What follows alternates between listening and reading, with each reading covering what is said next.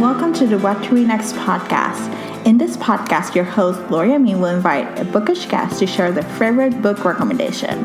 If you share a passion for books and always looking for your next read, then join us. Welcome to the What to Read Next podcast. Today's bookish guest is Sarah from Really Into This Instagram and blog. Hi, Sarah. Welcome back. Hi, Laura. Thank you. I'm happy to be talking to you. I'm so excited to talk to you. So tell us what you've been up to since we last spoke last year. It's just so crazy that it's been like that long since we chatted. So I feel like when we first chatted, I had just kind of started tiptoeing into the romance genre. Mm-hmm. Since then, I have done a full dive into the genre. So I am loving reading lots and lots of romance. I've also been reading a lot of Backlist books. I've been trying to integrate middle grade fiction. That's what my daughter reads. So I've been trying to kind of buddy read with her. I'm also fully obsessed with the TV show Poldark. So I'm almost up. I don't know what I'm going to do after it's done. And I've just been going to the movies a lot and trying to get reading time in. So that's it. That's what I've been up to. Same old. I love it. So tell me about Poldark. Is it a good show? Is it something that I should watch? Or what do you think? Yes, you should totally watch it. So it's on Masterpiece. So I loved Downton Abbey. Mm-hmm. And so Downton finished and then the movie came out this year and the movie was fabulous. And I watched it when it was on, but my husband didn't. And then before the movie came out, he was like, maybe I'll try to watch it. And he really loved it too. So we were rewatching Downton and I'm like, we need to find another British show that we like. So I downloaded a few episodes of Poldark. Actually, some guy I remember when I saw it. This is so creepy, but it's creepy of me. But a guy I sat next to on a plane when I was coming back from CrimeCon was watching it. And he told me, he's like, yeah, it's really good. Mm-hmm. So I downloaded a few episodes on the plane. I'm like, okay, great. I have 4 hours where I'm not doing anything. Let me see if I can get into it. Mm-hmm. And I was like, oh my God. As soon as we landed, I told Derek, I'm like, you have got to watch this show and catch up in a hurry because I'm not going to wait for you. It's so good. It's like he's a man. We're supposed to be talking books, right? I know. It's okay. But he's just like such a principled man. Mm-hmm. And he does what's right and just, even if it's not what's good for him. And the scenery is beautiful. And it's just like, it just does something to my emotions. Like I get up and pace sometimes when I'm watching it because I'm like, oh my God, I can't believe this is happening. It's just so fantastic. I want you to try it and I hope that you love it so we can talk about it. Okay, I'm going to try it. So it's Masterpiece and how many seasons? So I'm season 5. So they just aired the final season here in the States. And I believe it has 5 seasons, if I remember correctly. Okay. And those are British shows, so they're shorter seasons. So it's totally manageable. Yes. Oh my gosh. It's so good. You're not going to want it to end. It's so good. The only thing I have to forewarn people, they do time jumps. So and I've heard some negative feedback from that where people are like, yeah, like an episode comes on and you're like, oh, wait, she had the baby. Like they do big time jumps like that and they don't sometimes make it clear. So you just have to pay attention. I like it because I feel like it doesn't waste time. And it's based on a book series by Winston Graham. So now I want to read all the books. Ooh, that's exciting. So then you can compare notes. Yes. I love it. So now let's chat books with you. So today we're chatting all things Backlist titles. So I don't know about you, but Instagram is constantly showing, all of this front list titles. So there's new releases, new release Tuesday, stacks and stacks of books. So one thing I found really helpful was your Backlist challenge. So what inspired to start this challenge? Oh, thank you. I'm so glad that you found it helpful. So actually, I feel like around this time last year or at the very start of 2019, I was just feeling burnt out and just like, I'm so grateful for advanced reader copies and I'm so grateful to have access to NetGalley and to be an early reader. But I'm constantly feeling like I'm behind. And a big part of it too, honestly, was when you and I talked last year and I was asking you for romance recs And guys, if Laura ever asks you to be on the podcast and she's like, I'll send you some recs. I mean, she sends you like a spreadsheet of recs, like, and she follows up with you. And it's like you have your own personal guide. Like, it's amazing. So you sent me this like huge, I just remember at the time being like, oh my God, when am I ever going to read these? And like, I really wanted to dive into a lot of it more because I felt like when I talked to you, you were able to kind of hone in on like, okay, I feel like these are the romances Sarah would like based on what she's, told me that she's enjoyed. Mm-hmm. So part of it was just me sitting and being like, God, I really want to focus and just figure out like some of these authors I like, and then just dive into their, like, dive into their backlist. Mm-hmm. So I was talking to Amy, who is, her website and her Instagram is Novel Gossip. Mm-hmm. And I feel like I just brought up like, you know what, I think this entire fall, I'm just going to focus on Backlist and just give myself permission to read whatever I want, whenever I want. And she's like, oh my God, that sounds great. So we have literally been gearing up to do that the entire part of 2019. So it was like, it kept us going. It was like so fun to do that. Mm-hmm. I love it. I love the fact that you set the intention aside and just kind of allow yourself to do it. I think, it gets so quick with the shiny objects. If you're involved in the book community, I was like, get the latest art, get the latest things. And, it's great, but it just takes so much energy. And so reading Backlist for me is like such a gift. Like when I discover an author and I just want to binge read on all their books, it's like such a joy that Yes. Yeah. And I don't have that time now. I'm like looking at them like I have like arcs here. And it's like, I just want to have time to just read a Lauren Lane book and read all her backlists. Or I just discovered Jill Chavez and I was like, I just want to read all her backlists. Jill Chavez. I think you were the first person that told me about Jill Chavez. And also too, I know there's a few people that they are reading and they are binging these backlist series, but they're not like putting it out on Instagram. Yeah, they're not going to do well. It's not going to get liked. It's not. And I'm like, I don't know. I feel like some of my backlist stuff that I've put out there actually gets like better conversation because more people have read it. Mm-hmm. Like versus here's a book that's coming out in 5 months, and then it's just like, oh, it looks good. It looks good. I don't know. Yeah, I think I want to look back. I think there's a few things that I want to change for 2020 and trying to set the intentions. And, one of the things I want to do is like just share the books that I read and just for the fun of it.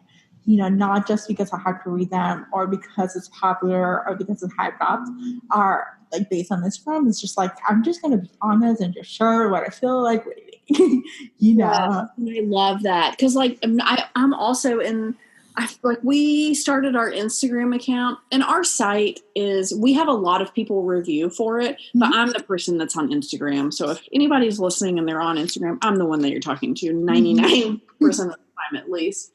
So like we started our Instagram in 2016 and I mean, I had no idea what I was doing. I hardly knew about this book community. And I used to just put on there, like, here's a picture of a book I'm reading. Like, here's this. Like, I wasn't focused on lighting and staging it and props. And I love some of the beautiful book photography that's on there. But I also find myself, like, not posting what I'm actually reading because I'm like, oh, people aren't going to connect with it or whatever. And so I love the idea of you being intentional and just putting it out there. And I'm going to really try to do the same because I really want to know what people are reading. And if they're reading Pucked, right? Like, and they're just burning through the entire series and all they have is a gray Kindle picture, I don't care. Like, I will still love that picture and talk to you about it and share it if it's a review. Yeah, I think it's like, it'll be fun to just see, what you're reading. If you're reading not friend-list titles, if you're reading backlist titles, if you're reading your series, if you discover an author, it'll be great to see because that's how you find out. Like this year I discovered historical romance. I had no intention. No, you did. That was so fun to like see you like really love that. Yeah, and like diving in and being like, okay, there's another historical romance because I actually love this. You know, I think that feels so much fun. And it was not a purpose of saying, you know, look at me and look at what you should be reading next. It's more like, this is what I'm enjoying it. This is what's getting me out of the funk. And this is what it is, an escape from work and from the demands of stuff. It's just like, this is what I'm enjoying right now. Yes. And like I saw or I read this person's front list title and oh my gosh, I loved it. And now I want to read more and I'm doing it right now. Yeah. It's like, this is the fun part. You know, I have to say, like, I love discovering new books thanks to Instagram, but it gets overwhelming. And so for me, it's like cutting down overwhelm and just being like, okay, I'm just going to read for the sake of reading. Yes, for sure. Because that's what we all love to do. Like, that's what brought us, you know, to this place, for sure. Yeah. So, since starting this challenge, what types of books did you read? Oh, my gosh. Okay. So, I've tried to kind of read lots of books. So, I read some suspense. I read Harlan Coben, which was a recommendation from Chelsea, suspense thrill, Amy, novel gossip, Jamie, Beauty in the Book. I read his Myron, I'm probably not saying it right, Myron Bolitar series. I read the first book, Drop Shot. And that's a book I would never in my life have picked up because it's about a sports agent. And like, what do I care? What do I care about a sports agent? And Laura, I freaking loved that book. I loved it. The way he does these characters, it's just like he gives you just a little teeny bit where you want more. So it was such a great start to the series. So I'm definitely reading more. I actually bought a few at a used book sale. So I'm going to read more of that. I actually just kind of like started out a whole bunch of series. I did a cozy mystery series by Ellie Alexander. It's the Bake Shop Mysteries. So I read one called Meet Your Baker, and I'm just a sucker for a baking themed cozy. And I really like this, and it takes place in Oregon, which is where I live now. And it was cute and it was good.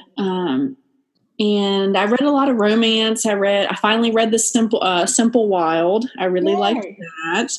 And then I ran Thane, I'm not sure. I started Haven Point. So I've read books 1 and 2.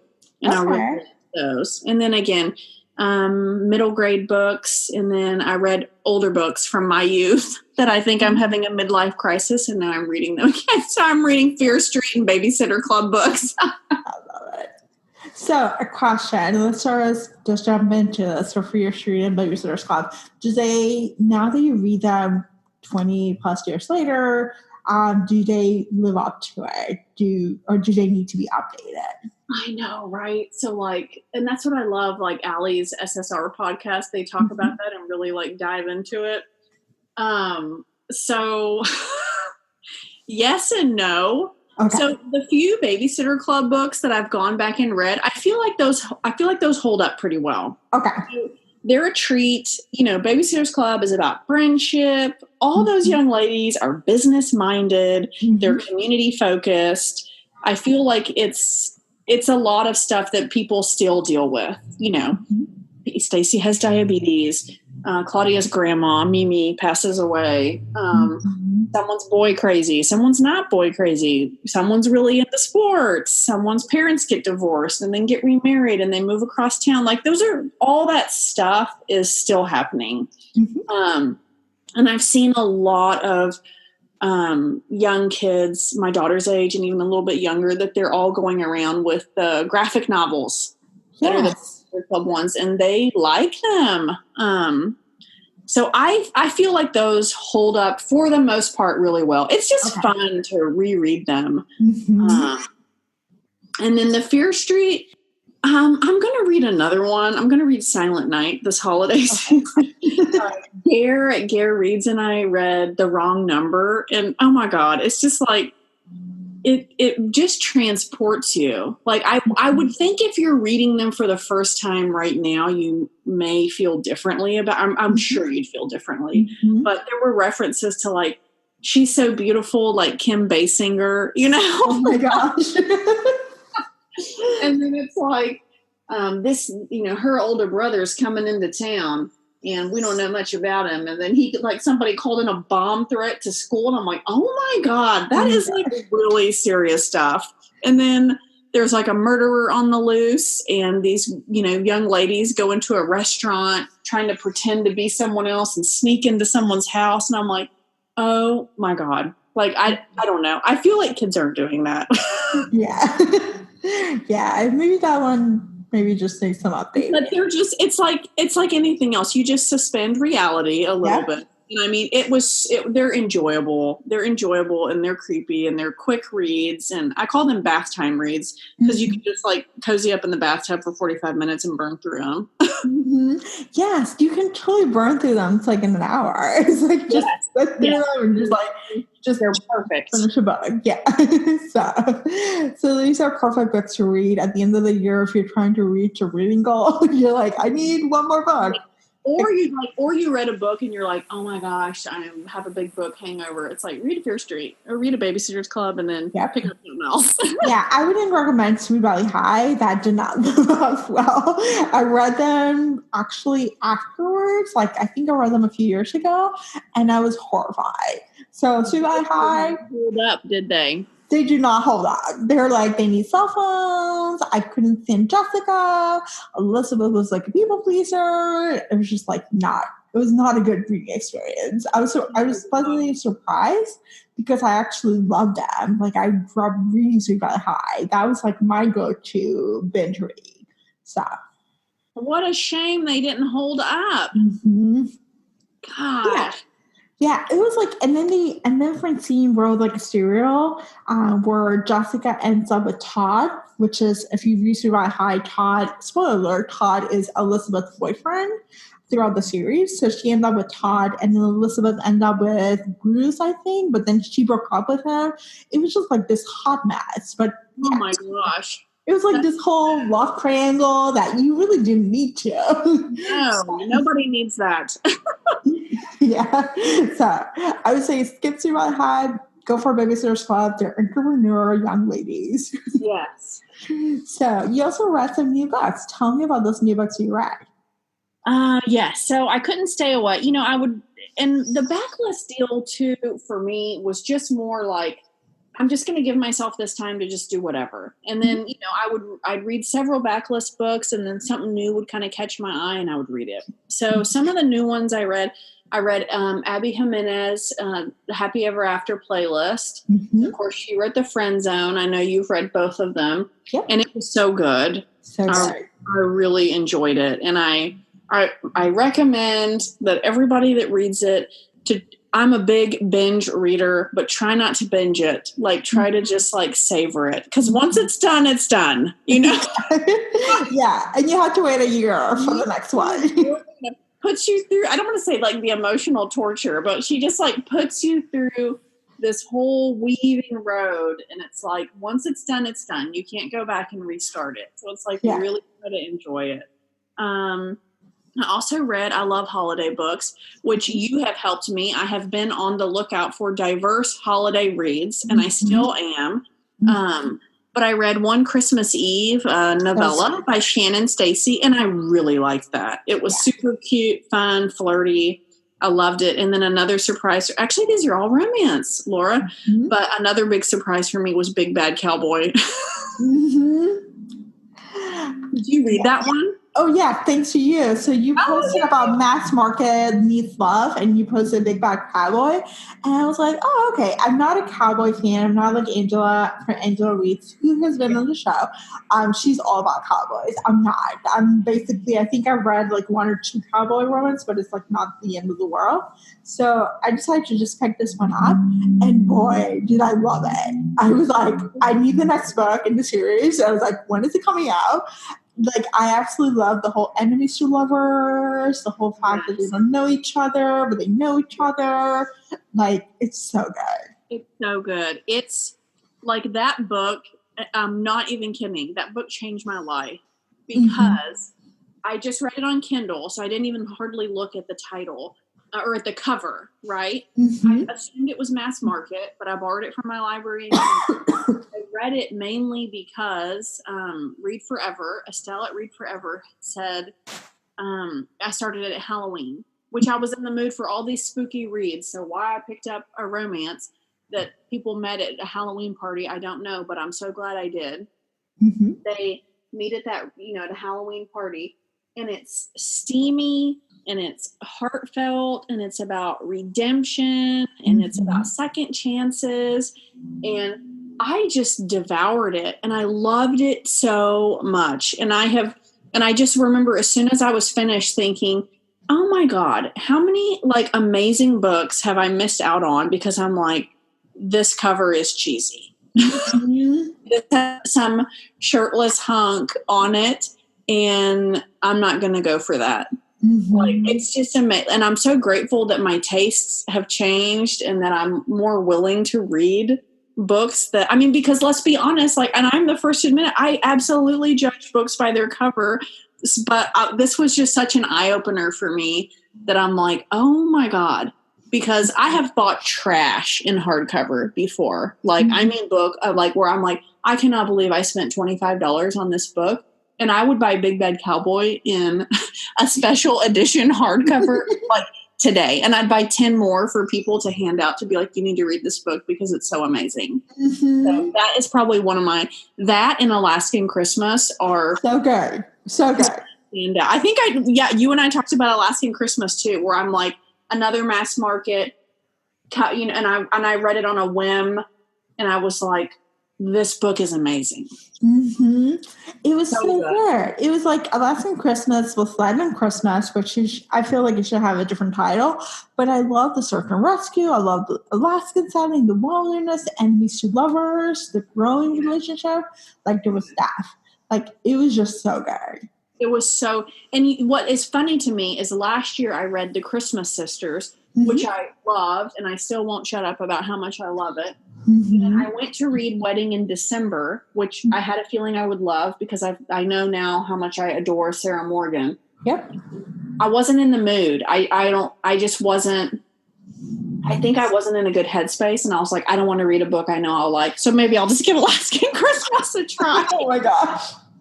And I was like, this book is amazing. I love it so much. And it really had a lot of similar vibes to Christmas Sisters. Yes, it did. It had a lot of similarities. And I'm like, I need to find more stories about have these like same 5 little features because it was very similar. Yes, I think we need to start finding. So that will be my search for 2020 is find similar books.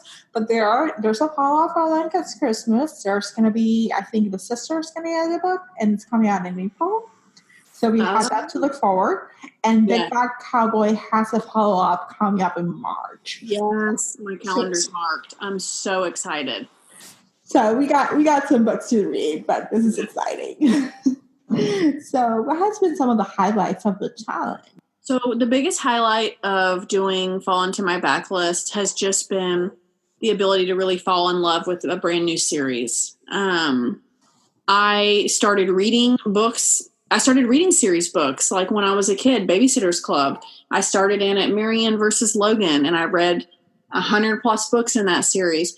Fear Street, I started with, I don't even know which one, and read 50 plus books. Like I'm a series reader. Me and too. I don't know. Yeah. And I read Joanne Fluke's Hannah Swenson all through college. I had my Cozy Mysteries, and then I had my James Patterson. I love Alex Cross. So I'm a big series person. And then I just kind of got into this stage where I almost just stopped reading them. And I don't know if it's just because I'm impatient and I don't want to wait for a new one, or I don't know if it's, the influence of the gram and all these new standalones. I don't know, but this challenge has really reinvigorated my love for series. So I read a lot of first books in series during this time because let's be honest, it's like going on a date. You're like testing the waters because you don't want to make this like 20 book commitment if it's not for you. So most of them that I read, I'm like, okay, yeah, this, I'm going forward with this full steam ahead. This one I like, I'm going to pepper it, or this one, this is a once in a while type series. Mm-hmm. So that's been the thing that has been the highlight for me. Yeah, I love series. I think that's when I started reading books. Actually, in 2016, I started reading, I don't know, I call it competitively. I discovered series, and that's what I did. I discovered an author, and then I'll read all their series, and then I'll be disappointed that I have to wait for another book. I love romance, so a lot of romance authors put books like more frequently, so I actually love it. But I think over 2018, 2019, the first half of 2019, I saw myself reading a lot of standalones, and there was like something missing for me. It was like there's something missing, the fact that I wanted to follow with the characters, whether they're side characters or the town or the experience or the love story. Like I want to have sequels. And so even when I interview authors, like from the podcast, there was so often I'm like, I read a book and I'm like, is there going to be a sequel? And most authors are like, no, there's no sequel. I'm like, but you should have a sequel. Like, they introduce us to all these great side characters. Yeah. I'm like, can we divert for a little bit? I mean, that's what's so great about Abby is we knew from reading Friend Zone that we were going to get Sloane's story, and now we know we're getting another story. And I even saw she's working on book 4. Yes. That's the same with and like, what was the one I read? Oh, My Favorite Half Night Stand by Christina Lauren. I'm like, can Ed please get a book? Like, can we please do a spinoff with Ed that's made of, what is he made of? Like liquor and Cheeto dust? Like, I love that side character so much. So there's all these little characters they throw in. So I'm right there with you. And Catherine Sinner, she's another good one. Like How to Walk Away and Then Things You Save in a Fire. Like, it doesn't even have to be like a full sequel. Just like, let's divert. Let's give me something from that first book that I can continue with. I'm right there with you. Yeah, I love the little Easter eggs and the little reminders, but sometimes I just want another book. So true too. Yeah, sometimes you do want a full sequel. Yeah, I'm like, I just want a full sequel. Just tell me what's going to happen. Like, there was a book that I read where the character is not, it's marketed as a romance, but it's not romance because the character doesn't end up together. And so I was like, it's just women's fiction. And so the author came into the show, and I asked her, I was like, do you have a fall off? Because she didn't fall in love, And she mentioned, she's like, no, the character's mentioned in the next book. And I was like, okay. Like, but then I read the next book and I was like, but she still doesn't have a boyfriend, Like, she got happy. You promised me did not end with happily. Yeah. I'm like, where's the happily ever after? So you're just like, sometimes it's just like, that's where authors may lead you and may not want to have happily after. But as a consumer moment, I always look for happily ever after. So. Yes, for sure. Well, and there's like so many little terms and stuff like that with romance that I've learned this last year, like all the tropes. And then also that correct me if I'm wrong, but I feel like I remembered seeing this from you and from Teresa Reads Romance on Instagram, that it's not a romance if it's not happily ever after. Yes. It needs to have a happily ever after or happy for now. So some sort of resolution. So sort of like you're together and deal with the stuff. That's a romance. It's a love story if it doesn't end with a happy ever after. Like a good example is The Idea of You, which is a great book. That's a love story. That is not romance because it's a love story. I don't want to give you the spoiler, but it's not romance. It doesn't have happily ever after. See, that's all stuff I've learned since you and I talked last time, and I'm still learning. And these stories, like, they might have different tropes, they might have different things, and so just like you try to figure out what you like, what you don't like. I personally don't like love triangles; they're kind of annoying. But I love Secret Baby, or I love Enemies to Lovers. Like, you start to realizing different tropes, and then each author brings its own flavor and its own way of doing things. So the story is like completely different, even though they might have the same trope. Yes. All right. So which backlist titles would you recommend? So I definitely recommend, if you like suspense, Harlan Coben's Myron Molitor series. I for sure recommend that because those stories hold up. It was published in 1995. and I felt like it was published this year. Okay. It holds up. They're quick. They're funny. They're suspenseful. It just keeps you turning the pages. Harlan gives you all these little tidbits about Myron, Esmeralda, Wynn, and I'm like so intrigued to learn more about them because he just gives you enough where you're like, wait, what? So I'm really excited to keep going with that series. So I recommend that to anybody that likes suspense thrillers. And it's got no like psychological suspense to it. No unreliable female narrator. Thank goodness for that. I've also, let me think what else. Oh, hello. I'm currently obsessed with the Virgin River series. So I have you read that?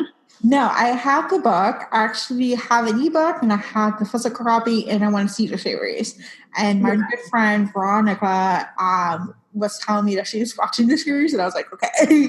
So it's on my list for this month. I just need to make the time for it. You have got to message me when you read it because I feel like you would love it. So I read Haven Point, and this is not a knock at Robin or at Rayanne, but I read Haven Point series. I read a few of those with Amy Novel Gossip, and she really likes that. But Haven Point is like, so they're both, both the towns are nice, but like one is more, Haven Point is like kind of fancier, I guess. And Virgin River is like in the woods, backwoods people. Like, I don't know. It's like, it's more realistic to me. So I listened to book 1, which is Virgin River, and then I just finished book 2, which is Shelter Mountain today. I've been doing them on Audible, Escape. Oh, they're on Escape? Yes. 18 of the 20 are on Audible Escape. Oh, perfect. I have Audible Escape, so perfect. And I love the narration, and I love it. And then it's, again, I'm just finished book 2, but I'm about to start up book 3. Book 1 focuses on, one couple, but you get a lot of side characters. And then book 2, we, get way more of this other side character, but everybody's still in it. And I'm like, oh my gosh, that's what I look for in a series. So I can like have this little family community that I get to know. And it's so good. It's so good. So I do love Haven Point, but Virgin River right now is it for me. So like I highly recommend that. And it's so good. So I'm going to binge like way more of the series before I watch it. Okay. That sounds good. Yeah, I think I want to try. So if they're Audible Escape, I may try start with it and then just read it, go back and forth. So this is perfect. That's the best if you have the book. Yeah, to switch back and forth is so good. Awesome. So which 2 books do you read over the past few months that you recommend? Oh gosh. Well, so the ones I feel like I've been recommending more than anything I've already talked about is Big Bad Cowboy. Like I'm still obsessed with that book. Also Alaskan Christmas. I'm still wildly obsessed with that. I think it's so wonderful. And then honestly, I'm going to say Virgin River. I'm going to say those 3 because it's 2 standalones and then the start of a series. And reading those 3 books were like such an enjoyable reading experience. Some books you like plow through or you're like, yeah, I didn't really like that. And I loved every single thing about all 3 of those books. I love the fact that over the past year, you have discovered romance and you have discovered the joys of romance, of all kinds of romance. So I'm so glad. Me too. Yeah, it's been so fun having to like chat with you and you're like, oh, I'm finding out I'm loving historical romance. I know. Following up and like seeing how much you like that. I'm going to kind of dip my toe in that. I want to start the Bridgerton series. I bought both. So I want to start that so I can kind of get caught up before it premieres on Netflix. Yeah, I can't wait for the show to premiere. It's so good. It's like it's 8 books. I read 7 out of the 8. I'm still waiting I'm savoring the last one until the Netflix series. I think that's what's gonna happen. But Just get the edition that has a second epilogue. So it's even better because you want to figure out what's happening, and then there's like a second epilogue that gives you like 5, 10 years, 18 years later, and there's like more information of the British Huns. But it is such a good starter for historical. I would say Tessa Dare is a great contemporary meets historical romance. She's funny. So her Wallflower Wager and the Duchess deal is so good. Like those books are like if you're uncertain about historical, I would say start with Tessa Dare. If you want to dive into historical and just go back it, the Bridgerton series, Julie Quinn is a masterpiece, or Lisa Kleypas too. Yes, I've heard wonderful things about all three of those ladies. Mm-hmm. Yeah, they're really great. Like I have Sarah McLean that I want to read sometime soon. I got both of her books.